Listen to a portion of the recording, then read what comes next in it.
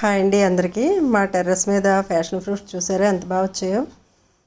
ఈసారి అయితే చాలా ఎక్కువ వచ్చాయండి, ఒక 200 వరకు వచ్చి ఉంటాయి. లాస్ట్ టైం అయితే ఇన్ని రాలేదన్నమాట. ఈసారి బాగా పెరిగిందండి. ఇది పాదు కూడా బాగా ఇదంతా అల్లేసుకుంది. ద్రాక్ష పాదు అనమాట ఇది. దానికోసం వేసిన పందిరంతా బాగా అల్లేసుకుందండి. దానివల్ల ఈసారి ఫ్రూట్స్ కూడా చాలా బాగా వచ్చాయన్నమాట. ఇవి స్టార్టింగ్లో ఇలా పచ్చిగా ఉంటాయండి, కొంచెం మనకి పండాక ఇలా ఎల్లోగా అవుతాయి అన్నమాట. ఇలా ఎల్లోగా అయ్యాక పండిపోయి రాలిపోతుంటాయి అన్నమాట. చూసారా, రాలిపోయింది. ఇలా రాలిపోయినప్పుడు ఇవి చాలా బాగుంటున్నాయండి టేస్ట్. అంటే మన బాగా పండి రాలిన ఫ్రూట్కి మనం చెట్టుని కోసిన ఫ్రూట్కి కొంచెం టేస్ట్ తేడా ఉంటుంది అనమాట. ఇలా చెట్టుని కోసినవి ఏంటంటే కొంచెం పుల్లగా ఉంటున్నాయి, అంత స్వీట్నెస్ ఉండట్లేదు. దీని లోపల పల్ప్ జ్యూసీగా ఉంటుంది కాబట్టి మనం డైరెక్ట్ ఇలా తినేసినా బాగుంటుందండి, లేదంటే జ్యూస్ కూడా చేసుకోవచ్చు. దీనికి హెల్త్ బెనిఫిట్స్ కూడా చాలా ఎక్కువ ఉంటాయి కదండి, బయట కూడా మనకి దొరకవు.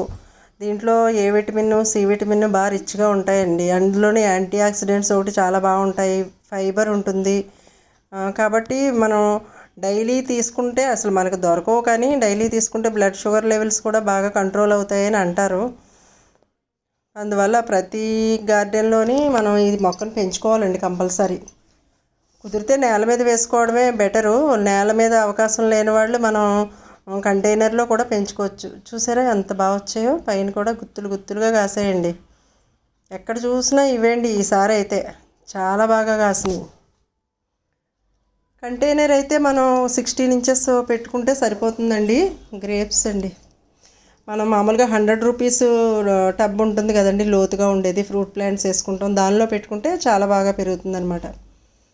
దీనికి మనకి ఫెర్టిలైజర్స్ కూడా ఇలా ఫ్రూట్స్ వచ్చినప్పుడు వేసుకుంటే సరిపోతుందండి.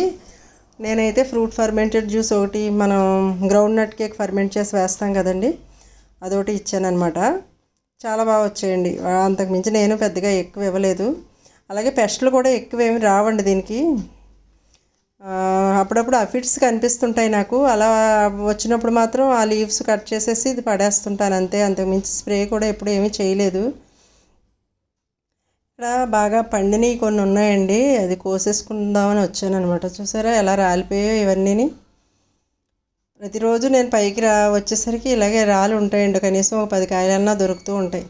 అవన్నీ కలెక్ట్ చేసుకుని ఒక చోట, ఇగో చూసారా ఇవన్నీ అలా కలెక్ట్ చేసినవి ఎన్ని వచ్చాయో.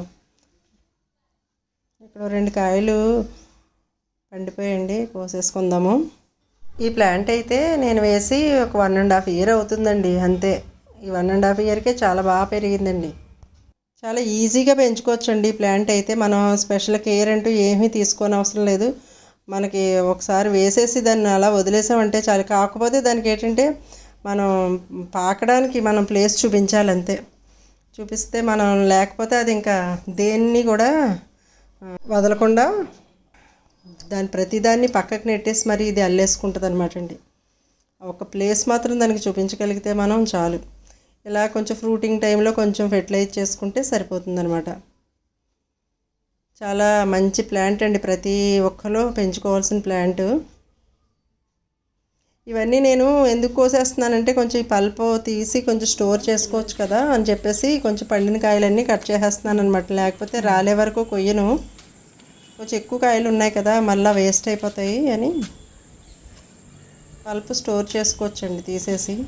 ఇవి పెంచుకోవడం కూడా సీడ్స్తో చాలా ఈజీగా గ్రో అవుతుందండి. ఇది మనం తిన్నాక ఉన్న సీడ్స్ ఇలా పక్కన వేసినా కూడా మొక్కలు వచ్చేస్తుంటాయి. స్పెషల్గా మనం నాటిన అవసరం కూడా లేదు వాటిని. చాలా ఈజీగా స్టెమ్ కటింగ్స్ ద్వారా కూడా పెంచుకోవచ్చు అంటారు. నేనైతే ఎప్పుడు వేయలేదు, కానీ ఇందులో 2-3 వెరైటీస్ ఉంటాయండి. నా దగ్గర రెడ్ కూడా ఉంది, అది ఇంకా చిన్న ప్లాంట్ అనమాట, పెరగలేదు, ఇంకా కొద్దిగా చిన్నగా ఉంది. అందులో ఓవల్ షేప్ ఒకటి ఉంటుంది. ఇక్కడ కూడా రాలిపోయింది చూడండి. ఇవి చూడకపోతే ఇలాగ మనకు వేస్ట్ అయిపోతూ ఉంటాయి అన్నమాట అండి. చూసారా ఎన్ని పళ్ళు వచ్చాయో.